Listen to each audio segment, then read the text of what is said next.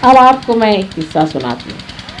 मैं एक बार त्रिचूर गई, वहाँ पर बहुत से लोग मुझे लेने आए। वहाँ बहुत रईस लोग रहते हैं, मोटरे वोटरे लेके आए। मुझे बड़ा आश्चर्य हुआ कि ये सब मेरे पास किस लिए आए। पता हुआ कि ये लोग वहाँ तंबाकू की खेती करते हैं। उनके घर में सब इंग्लिश टाइल्स लगी हुई, सब इंग्लिश बाथ्स लगे हुए, सब ये लोग इंग्लैंड तंबाकू बेचते हैं और वहाँ से सब इंग्लैंड से चीज़ें इंपोर्ट कर करके अपने घर में बड़ी शान से लगाए हुए। अब भाई हम तो ज़रा साफ कहना ही पड़ता है, चाहे बुरा मानो चाहे भला मानो। तो हमने कहा भाई आप लोग मोटरे वोटरे लेके आए, हमें कहना नहीं चाहिए, अतिथि रूप से तो कुछ भी नहीं कहना चाहिए, लेकिन हम मां स्वरूप होकर के आपसे कहते हैं कि आप ये तंबाकू लगाना बंद, ये गलत था। तो उन्होंने कहा वाह माँ, हम तंबाकू के अलावा क्या लगाएं? तो हमने कहा आप कपास लगाइए, बढ़िया कपास यहाँ होगा, तंबाकू मत लगाइए, तंबाकू राक्षसी है, इसको मत लगाइए।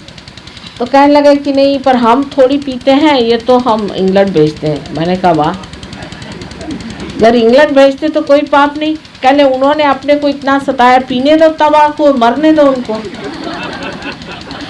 तो मैंने कहा ये कोई तरीका हुआ, ये कोई साधु संतों का तरीका हुआ कि उनको मरने दो? उन्होंने अपने को इतना सताया, जिन्होंने सताया तो कब के मर गए, तो दूसरे आए हुए, उनको सताने से क्या फ़ायदा। लेकिन वो किसी तरह से नहीं माने। लेकिन जब मैंने कहा कि नहीं इसको बंद करना पड़ेगा, ये ठीक नहीं, तो वो लोग बहुत नाराज़ हो गए। उसके बाद हम इधर उधर देखने गए तो देखा कि बड़ी गरीबी, एक तरफ बहुत अमीर लोग और एक तरफ बहुत ही गरीब लोग, बंगाल से भी गरीब लोग पेड़ पे रहते। मैं कहा भाई ये कैसे? कह ले ये लोग हैं, ये बड़ी प्रेत विद्या करते हैं, स्मशान विद्या करते हैं, ऐसा करते हैं वैसा करते हैं, उसी से पैसा कमाते हैं। मैंने कहा पैसा क्या कमाते हो? तो पेड़ पे रहते हैं, उनकी हालत तो ये। उसके बाद मैंने उनसे एक बात कही, इशारा, देखिए आप समुद्र के किनारे बैठे हैं, संभल के रहिए, समुद्र आपका पिता है और जो पिता है वो अत्यंत पवित्र है, उसके किनारे बैठ करके आप ये गड़बड़ काम मत करिए, करिए बिगड़ गया तो आप सबका सर्वनाश हो जाए। तो उन्होंने कहा कि ऐसे कैसे हो सकता? मैंने कहा हो जाएगा, देख लीजिए। एक तो हमने आपको चेतावनी अब दे दी, अब चेतावनी के बाद फिर अगर गड़बड़ हुई है तो फिर हमसे न कहना। उसी साल वहाँ पर एक बहुत बड़ा इसी तरह का एक टाइफून का नाना आया और वो सबको लटका गया, सब लोग पेड़ पे लटक गए, हजारों लोग मर। उसके बाद सब, जब मैं दिल्ली आई तो सब मोटरे लेके दिल्ली पहुंची कि माँ हमको माफ़ कर दो। हमने कहा बेटा आप क्या माफ़ करने का, जो था सो तो गया, ये तो गड़बड़ तुमने काम करा, मैंने तुमको चेतावनी दी। यही मैं कह रही हूँ, ये चेतावनी आ रही है आपके पास, ये गलत लोगों को यहाँ से हटाइए। और वहाँ के जो गरीब लोग जो ये करते थे प्रेत विद्या, स्मशान विद्या आदि, वो सब के सब पेड़ में लटके हुए नजर आए। तो जिस वक़्त ये काली विद्याएं और इस तरह की चीज़ें चलती हैं तो वो सकिंग कर लेती, वो अंदर अपने अंदर खींच लेती हैं इस तरह के आतंक को, जो बाहर से आ करके सब दूर नष्ट भ्रष्ट कर देता है। हालांकि हमारे आने से पहले अधिकतर ऐसा होता है, इंग्लैंड में भी हमने देखा, जहाँ भी हम जाते हैं तो बड़ी बिजली कड़कती है और बहुत बरसात होती है, सब एकदम साफ धुल जाता है तो हम पहुँचते हैं। लेकिन तो भी लोगों की समझ में नहीं आता है कि हमें अपनी सफाई खुद ही करना चाहिए। क्यों सृष्टि से कहा जाए, कभी कभी वो भी ऐसा हो जाता है कि उसमें बहुत कुछ नष्ट भी हो सकता है। इसलिए अगर आप ही सत्य को मान लें और स्वीकार कर लें और अपने को सत्य के रास्ते पर सफाई पर ले आए, तो सत्य कहीं और से आप पर प्रकट हो तो बड़ा भयंकर होता है, बहुत जोरों में उठता है वो, और उसकी जो चाल होती है उसके अंदर बहुत से अनाथ, दुखी, बेसहाय और बेगुनाह लोग भी मारे जाते हैं। इसलिए बेहतर है कि इंसान ही सत्य पे आ जाए और इंसान ही अपने को साफ कर ले, न कि सारी सृष्टि, चराचर सृष्टि में ये बात फैल जाए कि चलो अब कलकत्ते को ठिकाना लगाना तो यहाँ 8-10 को मारो, और उसका कोई फ़ायदा तो होता नहीं, कोई इसको समझता भी नहीं, कोई इस भाषा को इनकी समझता नहीं है। सब लोग सोचते हैं कि हम तो रोज देवी के मंदिर जाते हैं, फिर ये प्रकोप क्यों हो गया? उस देवी के मंदिर में भी वहाँ बैठे हुए हैं राक्षस, बिल्कुल उनके सामने बैठे हुए, बड़ी हिम्मत करके बैठे हुए हैं। हालांकि जिस वक्त देवी जागरूक होंगी तो पता चलेगा, एक एक का ठिकाना हो जाएगा। एक बार गंगा जी में जागृति आई थी तो सब जितने भी ऐसे पंडे वंडे लोग थे, सब अपनी खटिया उठा करके सामान लेके भाग रहे थे। मैंने देखा था टीवी में, मैंने कहा अच्छा हुआ गंगा जी ने ठिकाने लगा दिया सबको। जितने भी हरिद्वार से लेकर के पटने तक जितने भी लोग थे, सब अपने झोले उठा करके भाग रहे थे। लेकिन तो भी मनुष्य सीखता नहीं है। अगर उस पे निसर्ग से कोई उपचार हो तो सीखता नहीं है, सिर्फ वो सीखता है अपनी आत्मा से। इसलिए आप सहयोग को प्राप्त हो। कोई सी भी ऐसी बीमारी नहीं जो सहयोग ठीक नहीं कर सकती, कोई सी भी ऐसी विपत्ति नहीं जो दूर नहीं हो सकती। हर तरह की मुश्किलें दूर हो सकती, लेकिन पाने के बाद श्रद्धा होनी चाहिए, जो अंधी श्रद्धा नहीं है। देखी हुई बात है, आपने पाया है, आप अपने में विराजमान होइए। आप स्वयं अपने सिंहासन पर बैठिए, आपने पा लिया है। आप क्यों अब भी भिखारी जैसे बैठे हैं? आप आराम से समझ लीजिए कि आप परमात्मा के साम्राज्य में हैं और उसके सिंहासन पर बैठिए और उसके आशीर्वाद से पूरी तरह से बेफिक्र होकर के अपनी ज़िंदगी का सबसे अत्युत्तम जो कुछ भी है उसे पाइए। उसमें ये नहीं मैं कहती कि कोई आप सन्यासी भाव से बैठेंगे या कोई आपका सब कुछ छूट जाएगा, कुछ भी नहीं। लेकिन आपकी उपभोग शक्ति जो है वो बढ़ जाती है। जैसे कि अब यहाँ पर आपने देखा कि यहाँ एक बहुत सुंदर सा एक चर्म बिछा हुआ है और ये चिट्टे का बना है। अब आप लोग सोच रहे होंगे कि किसने मारा है, किसका बनाया है, क्या है क्या नहीं। लेकिन हम इसको देखते ही साथ निर्विचार हो गए, हम कुछ सोचते नहीं हैं। हम तो वो देख रहे हैं इसके बनाने वाले की करामात की क्या कमाल की चीज़ बनाई है, और ना सोचते ना कुछ नहीं, सारा आनंद जो ऊपर से नीचे तक दौड़ाते हैं। तो हम तो भोगता हुए असली ये सुंदर सा बना हुआ है सब कुछ इसके बारे में सोचते नहीं है, बस इसे देख भर रहे हैं। और देखते हुए इसका बनाया हुआ जो आनंद है, जिन आर्टिस्ट ने इसको अपने हाथ से बनाया, वो सारा ही आनंद हमारे अंदर झरा चला जाएगा।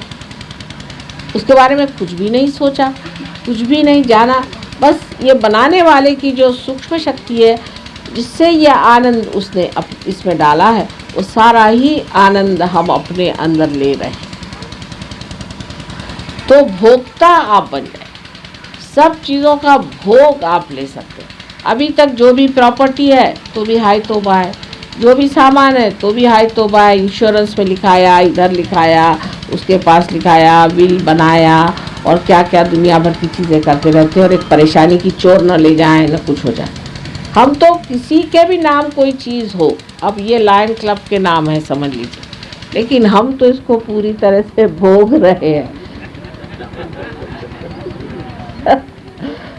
चाहे आपके नाम से हो, चाहे किसी के नाम से हो, भोगने का काम तो हमारा है और हम इसे पूरी तरह से भोग रहे हैं। इसी प्रकार आपको भी भोगने की शक्ति अपनी बढ़ानी चाहिए। इसमें छोड़ने छाड़ने का क्या है? जब किसी चीज़ को पकड़ा ही नहीं तो किस चीज़ को छोड़ना है और किस चीज़ का संन्यास नहीं। थोड़ी बात बढ़ती है लेकिन कहना पड़ेगा, क्योंकि आप सहयोगी हैं, आपसे ही ये बात कही जाएगी। अगर ये बात मैं अगर जनरल पब्लिक में कहूँ तो 50% लोग उठ करके भाग जाएंगे। दूसरी बात ये कहने की, आपको सब चीज़ भोगना है,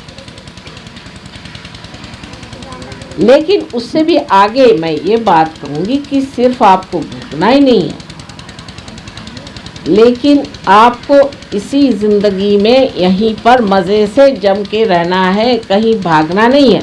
कोई पलायनवाद नहीं कि आप गेरुआ वस्त्र पहन करके अगर आए तो आपके वाइब्रेशंस गए। रावण भी तो आया था गेरुआ वस्त्र पहन करके। विशेषकर गेरुआ वस्त्र से मुझे बड़ी चिढ़ है। काहे को संन्यास ले रहे हो? क्या तो आपकी माँ नहीं बहे? आपकी माँ सामने बैठी हुई, आपको क्या मजाल है कि आप संन्यास ले लेंगे? इससे बढ़ के लिए माँ के लिए और क्या दुख की बात होगी। अगर किसी माँ को दुख देना तो आप कहेंगे माँ कल से मैं संन्यास ले रहा हूँ। वो कहा बेटा तेरे को जो चाहिए सो ले ले, माफ कर। ये समझ लीजिए कि मैं आपकी माँ हूँ, और माँ को सुख काहे से होता वो भी समझ लेना चाहिए, और दुख काहे से होता। अब दूसरी जो बात है, ये उपास करने की बीमारी जो हमारे अंदर बना दी है, ये बिल्कुल गलत बात है कि आज शनिवार तो उपवास, कल रविवार तो उपवास, किस दिन आप खाना खाते हैं भगवान जाने। अगर आपको ऐसे उपवास का शौक है तो करिए। भगवान कहता है अच्छा चलो, हिंदुस्तानियों को बड़ा उपवास का शौक है, तो उपवास ही में मार डालता है। क्योंकि आपको शौक है तो वही करिए।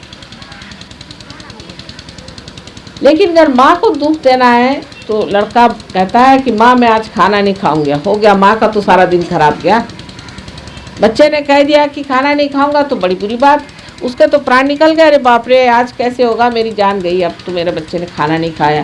सारे दिन वो टेक लगा के बैठेगी कि अरे मेरे बच्चे ने खाना नहीं खाया, सारी दुनिया को बताएगी, पेड़ को बताएगी, पत्तों को बताएगी, सबको बताएगी मेरे बच्चे ने खाना नहीं खाया।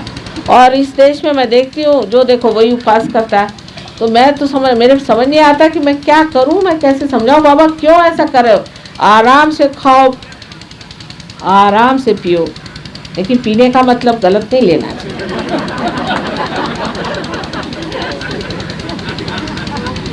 जो चेतना के विरोध में बात जाती है वो नहीं करना।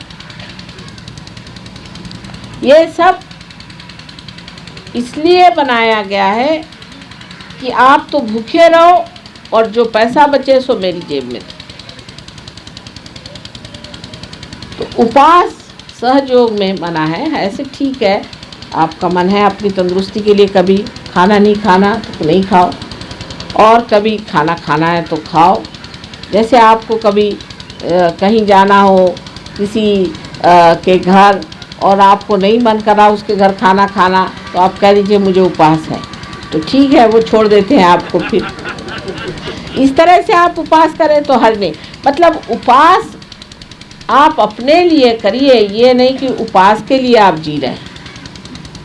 सब चीज़ आपके हाथ में है, जब चाहे उपवास करेंगे, नहीं तो नहीं करेंगे। कौन कहने वाला है ये टाइम ऐसा है वो टाइम ऐसा है। हम तो मस्ती में बैठे हुए हैं, कोई कहेगा कि अभी खाओ तो हाँ खा लेंगे, नहीं तो नहीं खाएंगे, क्योंकि खाने की तरफ चित्त ही नहीं होना चाहिए। अगर आप पूछें कि क्या खाया तो मुझे सोचना पड़ेगा क्या खाया कि नहीं खाया। खाने की तरफ चित्त होने से ही आदमी उपवास करता है। अगर उधर चित्त नहीं हो तो उपवास नहीं करेगा, क्योंकि वो बहुत बार उपवास भी कर जाता है, उसको पता ही नहीं चलता उसने उपवास किया कि खाया। सिर्फ अपना चित्त जो है खाने में से निकाल लेना चाहिए, क्योंकि हमारे भारतीय लोगों में एक बात है, खाने में बड़ा चित्त है। बीबी भी बड़ी होशियार है यहाँ की, स्त्रियों को बड़ी अकल है। वो कहती चलो इनको ऐसा खाना बना के खिलाओ कि ये हमारे चंगुल में फंसे रहे। कहीं भी जाएंगे दौड़ के घर आ जाएंगे, क्योंकि खाना बनाना हिंदुस्तानियों को नहीं आता, आदमियों को। तो औरतों ने उनको ऐसा बना दिया कि वो खाना तो बना नहीं सकते, और बीबी क्या बना रही इधर ध्यान, तो बीबी इसी पर आपको पटा लेगी, और इसीलिए चित्त हमारा ज़्यादा खाने पे रहता है। पर और लोगों में ऐसा नहीं, जैसे जापानीज लोग हैं, वो देखेंगे कि वस्तु कैसी बनी है, सुंदर है या नहीं, इसमें रूप है या नहीं, खाने पे वो चित्त नहीं रखते। लेकिन हमारा हिंदुस्तानियों का मुख्य धर्म है खाना, कि कौन सा खाना बना है आज घर में, या किसी ने कहा भाई मेरे घर ये अच्छा खाना बनता, तो पहुंच गए वहाँ सारे मंडली सीधे गांव भर को पता हो जाता है कि आज कहीं खाना बन रहा है, तो सब मंडली पहुंच गई खाने की। और खाने की वजह से प्यार भी औरतें बहुत प्रकट करती। ऐसी हमारी ग्रैंड डॉटर से एक दिन मैंने पूछा कि तुम क्या करना चाहती हो, तो वो मुझसे कह लगे मैं एयर होस्टेस होना चाहती हूँ, और या तो मैं नर्स होना चाहती हूँ। मैंने कहा क्यों?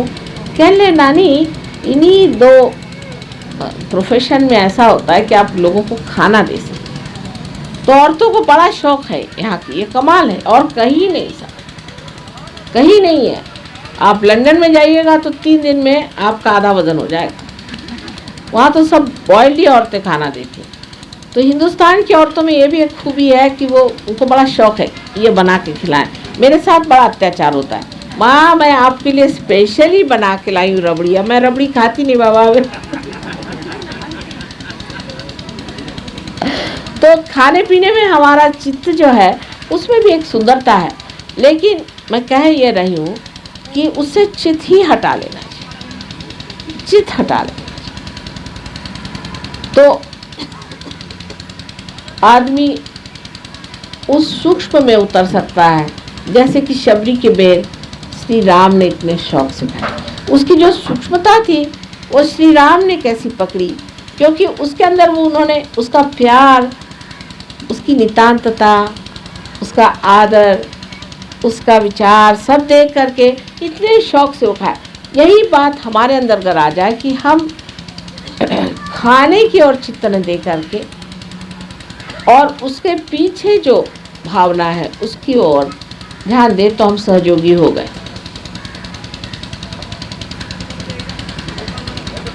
इस